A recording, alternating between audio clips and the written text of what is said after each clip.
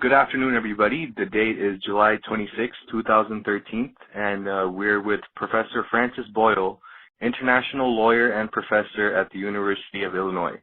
My name is Parasaran Rangarajan, and I am the editor-in-chief for the International Law Journal of London. We will be spending some time with him today going over the exciting developments in the world of international law and relations, as well as go over some of Dr. Boyle's career accomplishments. How are you doing today, Professor? Well, thank you very much for having me on, and my best to your audience. But it's June 26th. July 26th, I'll be on vacation. Oh, sorry. Go ahead. Okay, so first off, I would like to touch on your most recent work with the TGTE. As a former counsel to Bosnia, you represented Muslim genocide victims at the International Court of Justice.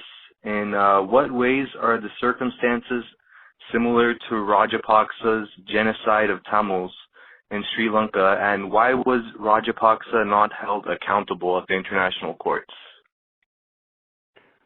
Right. Well, I just sent you the paper I recently delivered at the TGTE conference on May 18th, going through all this in great detail. And you're certainly free to publish that paper in your forthcoming journal and also on your webpage. You certainly have my permission with the copyright on there. Go right ahead. So I'm not going to go through all that here.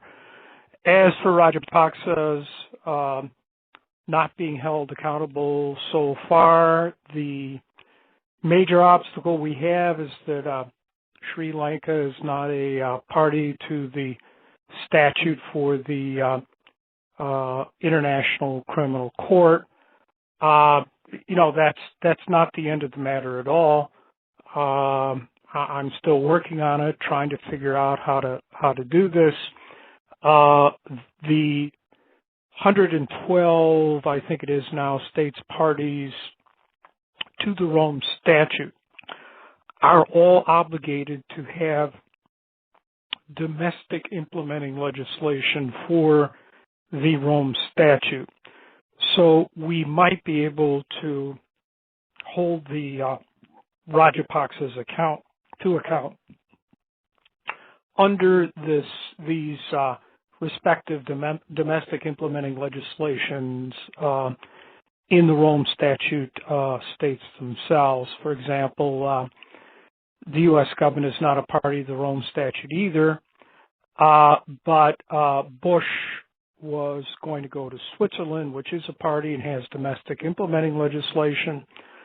A Swiss parliamentarian had found out about my complaint against Bush, and the rest of them lodged with the ICC and publicly demanded that Bush be prosecuted in the event he showed up in Switzerland. This got back to Bush, and he decided not to travel to Switzerland. But if he had traveled to Switzerland, dossiers had already been prepared to try to get him arrested and prosecuted. So the Rajapaksas face the same type of situation, and we'll stay on top of it. What can I say? You got to understand the atrocities that they afflicted here were so enormous that it's going to take time for justice to be done. It might even take a generation until they're old men, but I think they will be held accountable, as happening now, for example, with the Argentine dictators and torturers, thanks to the mothers of the Plaza de Mayo, who are now the grandmothers of the Plaza de Mayo.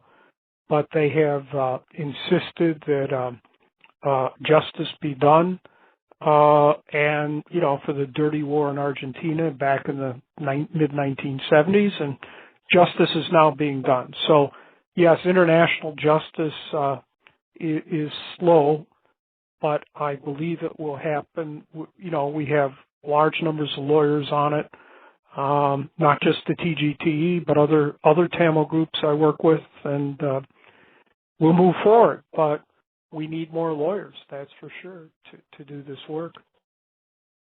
Yeah, because I think many people feel that there's been a double standard, as we've seen with, Gaddafi's war crimes, and now they're persecuting Assad in Syria. So that's why that question came up. And as a current legal advisor, there's a double standard.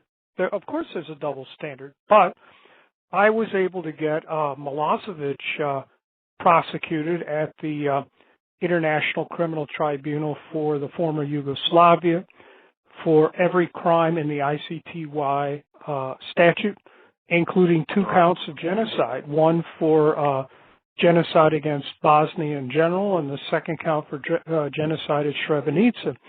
And it took me 8 years to do that work. I first went after Milosevic in the World Court in 1993. He died on trial in The Hague in 2006 at the close of the prosecution evidence against him. So, what can I say? These things take time. They take lawyers. They take resources. There's no silver bullet here. People have to understand that. It takes a lot of work. Right. And as a Tamil myself, I appreciate much of the work you're doing here, so I just wanted to convey that. And do you think a UN referendum is possible after September's provincial elections, and do you think this will lead to an international recognition of a separate Tamil state? And if so, how long do you think this process will take? That's a much harder question. I also sent you my paper that I gave at the TGTE conference on the right of Tamils to self-determination and their own state, Tamilalam.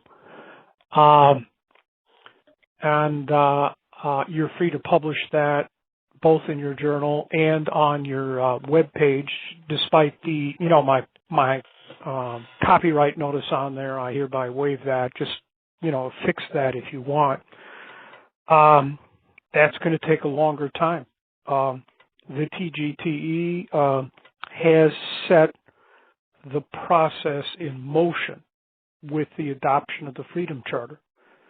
So, in terms of time frame, I was the legal advisor to then Chairman Yasser Arafat and the Palestine Liberation Organization on the Palestinian Declaration of Independence. I started that in 1987, and finally on November 29, 2012, the UN General Assembly recognized Palestine as a UN observer state. So 1987 to 2012, that took 25 years of work, hard work. The TGTE has just started the process now. I'm hoping I'll be around 25 years from now.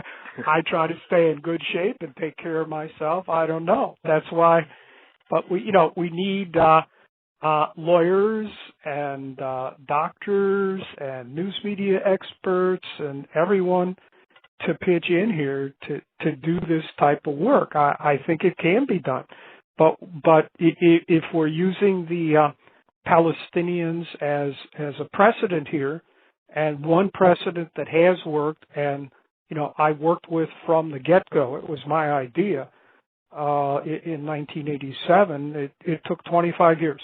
And today the state of Palestine is de jure recognized by about 133 other states, now recognized as a state by the UN General Assembly, has full state membership in UNESCO, and Palestine has the votes to be admitted to the United Nations organization as a state itself.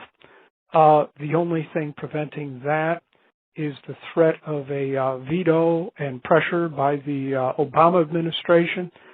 but I've already figured out a way for the Palestinians to get around that by invoking the Uniting for Peace resolution.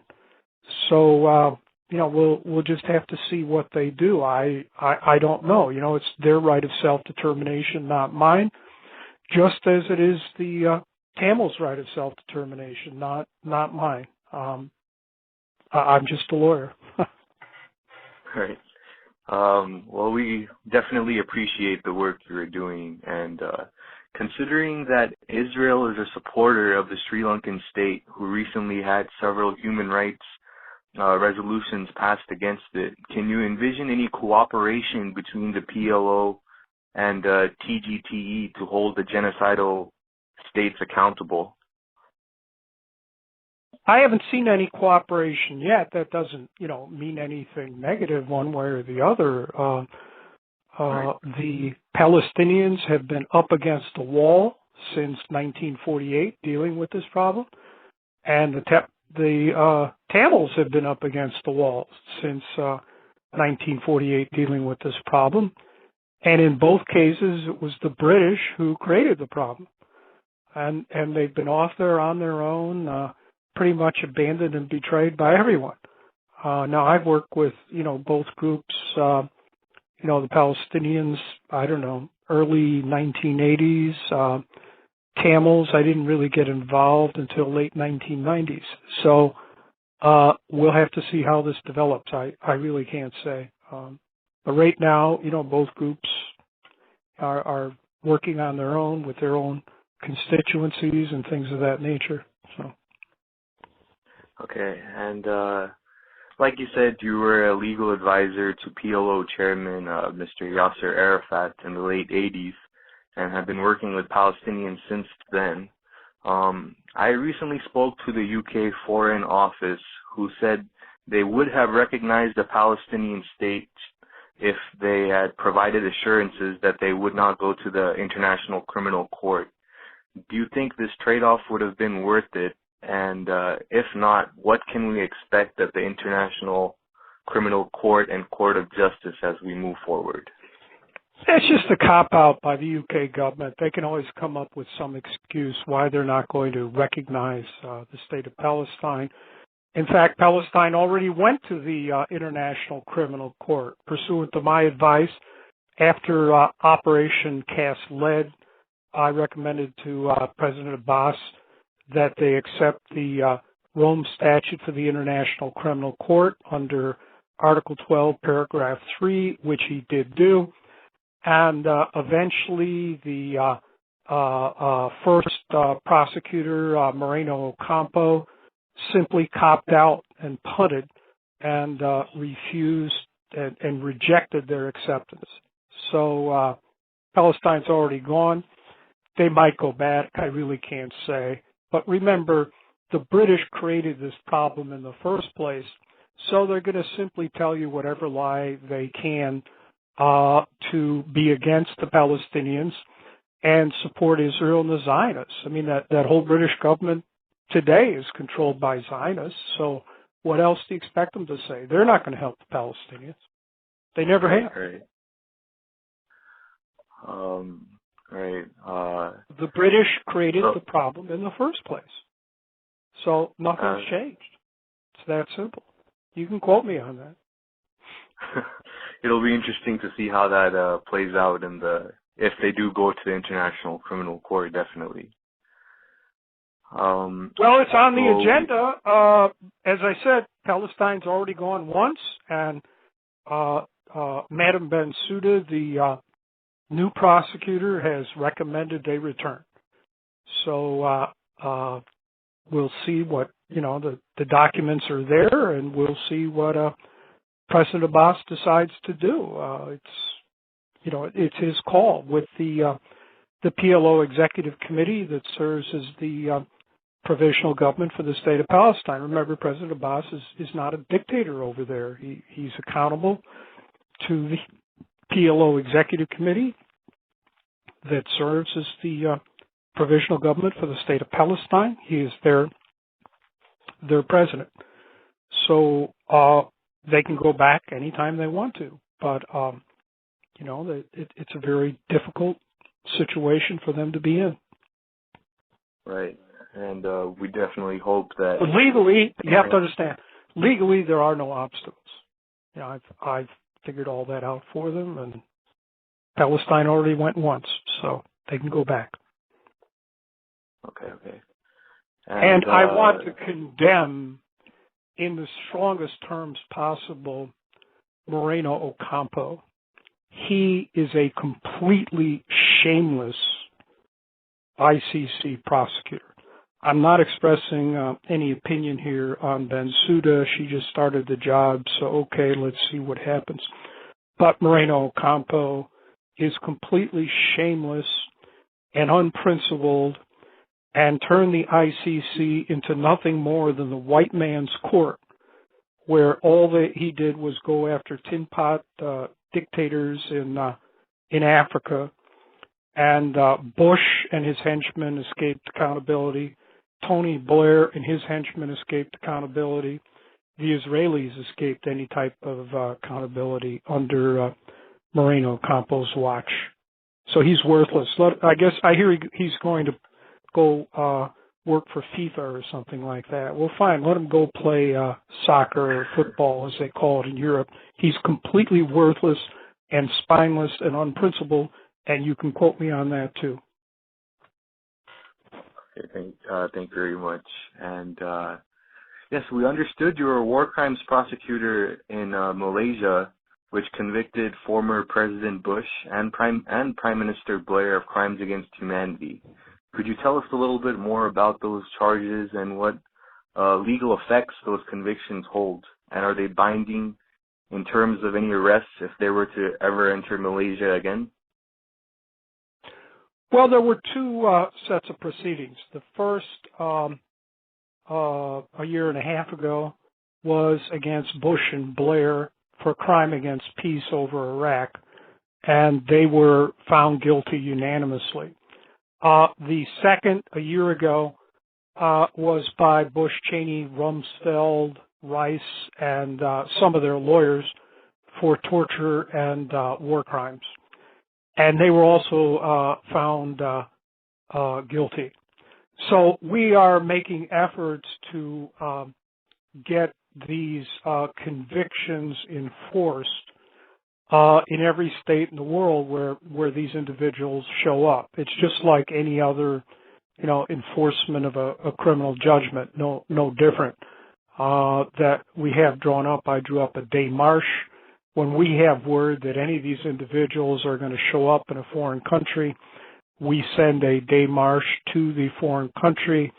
We request that, pursuant to our convictions, that they be arrested, an investigation opened, and that they be prosecuted under the relevant standards of international law recognized in these foreign states. So that's where we stand today on those convictions. We'll keep at it. There's a whole secretariat there in Malaysia that is administering this process, and we're monitoring where these individuals travel, and we'll keep at it. Again, you have to understand these people have enormous power. There's the British Empire behind Blair, and the American Empire behind Bush and the rest of them. And again, it might take, like what happened with the Argentine junta, a generation for them to be held accountable. But I think this can happen. But we're going to need lawyers and resources and things of this nature. It's not going to happen tomorrow, but it will happen, I believe, in time. You have to look at this in historical perspective. Do you feel that there have been any breaches of international law or war crimes being committed in the latest conflict in Syria by fueling conflict and arming terrorists in which thousands of innocent citizens are being killed? Yes, I discussed this in my new book, just came out, Destroying Libya and World Order, that you can get at Amazon.com. Chapters 5, 6, and the conclusion segue into Libya. Clearly, what the United States, Britain, France, Saudi Arabia, Qatar, and Turkey, and now Libya are doing in Syria by arming, equipping, supplying, and directing these fundamentalist terrorist groups is illegal. It was condemned by the International Court of Justice in the Nicaragua case in 1986. So that precedent is there. All you have to do is go back and read the Nicaragua case and change the name from Nicaragua to Syria. And indeed, I point this out, the relevant passages in my book. You could, get a copy of my book and see it there, and post it on the web page if you want to see it. Sure. So it's all in there, right? And in 2006, the Islamic Republic of Iran requested you to represent them at the International Court of Justice in lawsuits against Western and European nations in order to deem the UN sanctions against them as illegal. Under what basis are those sanctions illegal, and why didn't those lawsuits move forward as requested? Well, I want to make it clear, Iran never asked me to represent them. Rather, the Iranian lawyers asked me to submit a proposal to them on how to sue at the International Court of Justice the United States and other states that were threatening to attack them over this bogus nuclear issue, and also imposing economic sanctions upon them. So I did submit a memorandum to Iran's lawyers on this. Is quite extensive, and then answered the follow-up questions I received from them. And there it stands as of today. I haven't heard back from them for a year from their lawyers. So I really don't know. As you know, there was just an election. There's going to be a change in government. Who knows what they're going to do? Apparently, there's a new president, Karoubi. He might very well first try negotiations, and that's great. I've advised several governments over the years, and governments generally prefer diplomacy to litigation, which is fine. So let's see what Iran decides to do with their new government. I would certainly hope that President Obama would negotiate in good faith with the new government of Iran. I can't say I'm overly optimistic because up until this point in time, and despite President Obama's Cairo speech, we have not seen good faith negotiations by the United States with the government of Iran. But it could happen, and I would hope it would happen, and that litigation could be avoided. But if not, certainly perhaps the new government then will decide to authorize these lawsuits. I also want to make it clear, Iran has outstanding international lawyers of their own who would be fully capable of doing these lawsuits without me. But if they want me to be involved, I would be happy to be involved. Again, this is for them to do. They already have my memorandum on how to do it. Great. And there have been many allegations by African nations that the International Criminal Court has unfairly targeted African nations for war crimes. What do you make of this allegation, and do you think that creating an international court chamber at the African Court of Justice will help alleviate some of these claims? I think their claims are correct. Under Moreno Ocampo, the ICC became the white man's court. All he did was go after black tin pot dictators in Africa. He avoided the wholesale murderers and killers in the United States, Britain, and Israel. And I think that's correct. Indeed, I know the African states are considering pulling out of the ICC. I think that would be a good idea. They should all pull out because it's clear the ICC is nothing more than a tool set up by the white racist European colonial states together with Japan, which is also a racist state, to go after them. And I think the idea of setting up their own criminal court for Africa is an excellent idea, and just boot the ICC out of Africa. There's really, he who pays the piper calls the tune, and the ICC, if you look at the contributions, it's basically Europe, Korea, and Japan, and we know all of Europe is racist and Japan is racist for sure. So I think as far as Africa is concerned, the ICC is hopeless. That's been made perfectly clear, and they need to set up their own tribunal and try their own people, right? Right. And in conclusion, do you have any final remarks or messages for those aspiring to be international lawyers such as you out there? Man, there's an enormous amount of work out here that needs to be done. So much that I spend full time, like 6-7 days a week working on the different things I work on, and we need more lawyers. There's no question about it. To give advice, counsel, representation, everything else that's going on. We have to have more lawyers.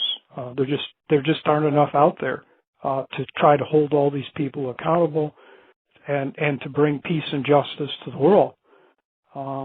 So keep on, with your studies. Study international law, human rights law, and then certainly the constitutional law of whatever state you plan to practice in. Get your license to practice law, and then move out and do it. Great.